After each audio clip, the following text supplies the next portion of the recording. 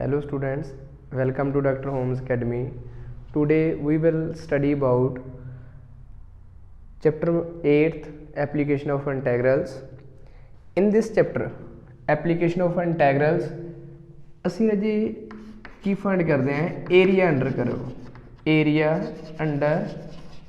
ਕਰੋ ਕਿਸ ਤਰ੍ਹਾਂ ਫਾਈਂਡ ਕੀਤਾ ਜਾਂਦਾ ਏਰੀਆ ਅੰਡਰ ਕਰੋ ਇਹਦੇ ਵਿੱਚ ਰਾਜੇ ਜਿਵੇਂ ਕਿ ਤੁਸੀਂ ਪ੍ਰੀਵੀਅਸ ਕਲਾਸਿਸ ਦੇ ਵਿੱਚ ਏਰੀਆ ਆਫ ਸਰਕਲ ਪੜ੍ਹਿਆ ਹੋਇਆ ਹੈ ਏਰੀਆ ਆਫ ਸਰਕਲ ਤੁਸੀਂ ਫਾਰਮੂਲਾ ਯੂਜ਼ ਕਰਦੇ ਸੀ ਰਾਜੇ ਪਾਈ ਆਰ ਸਕੁਅਰ ਬਟ ਇੱਥੇ ਅਸੀਂ ਏਰੀਆ ਆਫ ਸਰਕਲ ਹੀ ਐਪਲੀਕੇਸ਼ਨ ਆਫ ਇੰਟੈਗਰਲਸ ਦੀ ਹੈਲਪ ਨਾਲ फाइंड कर सकते हैं।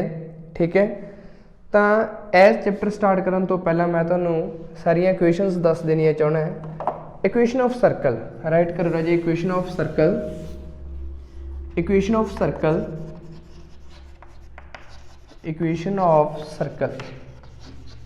whose सेंटर कित्थे राजे A, B रेडियस R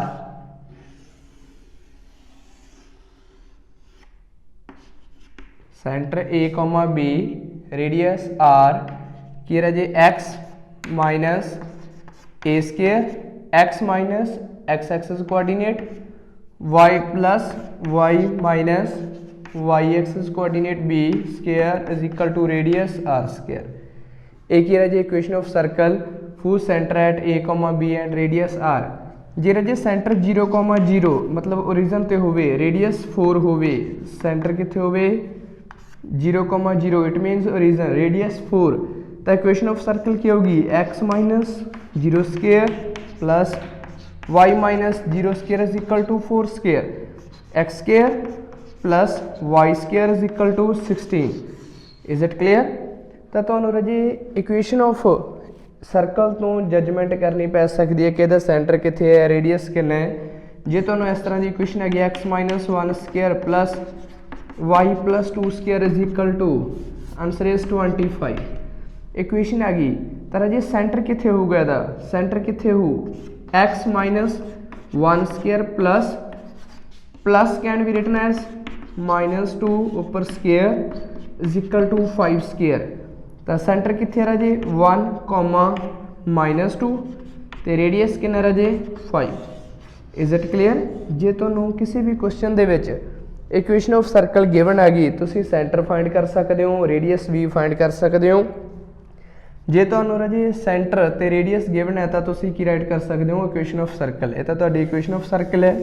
उस तो बाद एक वर्ड आउंदा राजे पैराबोला +1 क्लास पढ़िया है तुसी पैराबोला दी कितनी इक्वेशनस होंदियां राजे 4 टाइप्स का होंदा पैराबोला। 4 टाइप्स किहड़ियां हैं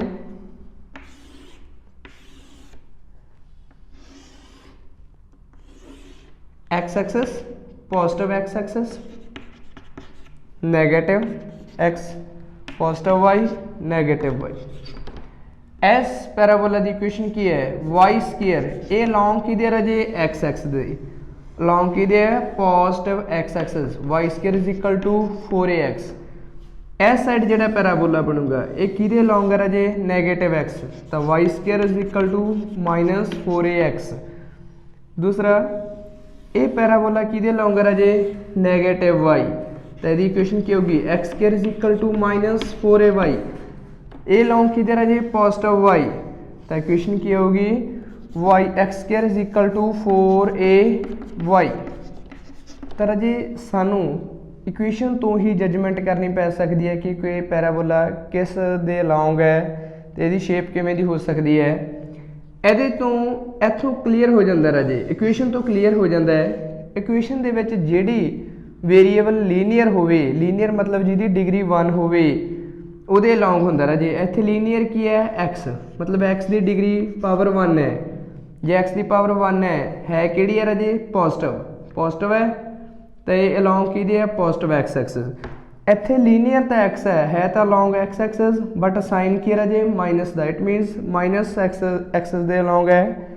ਇੱਥੇ ਲੀਨੀਅਰ ਕੀ ਹੈ ਜੇ y ਤਾਂ ਇਟ ਮੀਨਸ ਇਹ ਕਿਹਦੇ ਲੌਂਗ ਹੈ y ਐਕਸਿਸ ਤਾਂ sign positive y axis sign negative for example question आ गया y square is equal to 16x, यदि शेप किस तरह की हो सकती है राजे, इत्थे लीनियर की है x, इट मीनस x की पावर 1 है, साइन की है राजे पॉजिटिव, तो इसकी किस तरह की शेप हो सकती है, इस तरह की राजे y square is equal to 16x।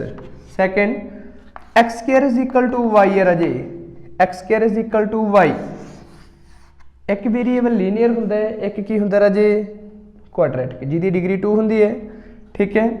इत्थे एक्स की है क्वाड्रेटिक तो लीनियर की है वाई, इट मीनस वाई दे लॉन्ग है, लीनियर वाई है तो इट मीनस किहदे लॉन्ग है राजे वाई दे, वाई साइन की है राजे पॉजिटिव, तो किस तरह की इक्वेशन शेप हो सकती है, x square is equal to y positive y, x square is equal to minus 4y, linear की है राजे y, it means y axis दे लॉन्ग है तो साइन की है राजे माइनस दा है, तो इट मीनस किस तरह की शेप होगी, x square is equal to minus 4y, y square is equal to minus 16x, x की है राजे linear, it means x axis दे लॉन्ग है, साइन की है माइनस दा, तो किस तरह की शेप हो राजे y square is equal to minus 16x। Is it clear. तो यह सी राजे तुहाडा पैराबोला, पैराबोला दी इक्वेशनस राइट कीतियां हुई ने। Next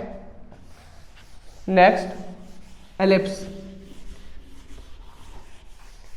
ellipse ellipse equation of ellipse, equation of ellipse,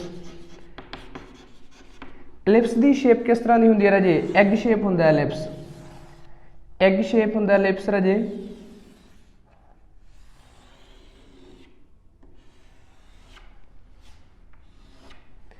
ellipse है जिहड़ा राजी जे तां पूरी तरह बिल्कुल मतलब सर्कल की शेप च हो जाए, सर्कुलर हो जाए तो सफीयर बन जाता राजे, की बन जाता है सफीयर, तो जे हो जाए राजे जिवें इस शेप च मतलब थोड़ा जिहा एक साइड दी लेंथ ज़्यादा हो जाए तो एक साइड की लेंथ घट रह जाए राजे, तो वो शेप किहड़ी हुंदी है एलिप्स, तो यह शेप किहड़ी है तुहाडी एलिप्स। इहदी इक्वेशन की होगी जे एक्स एक्सिस नूं फॉर एग्जाम्पल इस side positive x axis A0 के उपर कट कर रहा है, इस साइड माइनस A0 के उपर कट कर रहा है, इधर कट कर रहा है 0B, दूसरी साइड नैगेटिव माइनस B, तो इक्वेशन की होगी राजे x square upon x x intercept, x x का इंटरसेप्ट कितना है राजे a square plus y square upon y intercept की है राजे b square is equal to 1। तो एग्जाम्पल है राजे फॉर एग्जाम्पल इत्थे तुहाडा एक्स इंटरसेप्ट की है राजे, एक्स एक्सिस इंटरसेप्ट है 40, दूसरी साइड माइनस 40, ऊपर 0 3, नीचे 0 -3, तो इक्वेशन की बनू राजे equation of ellipse, equation of ellipse की आ रही है तुहाडी x square upon x intercept की है राजे 4 square plus y square upon y intercept is 3 square is equal to 1, x square by 16 plus y square by 9 is equal to 1। Is it clear.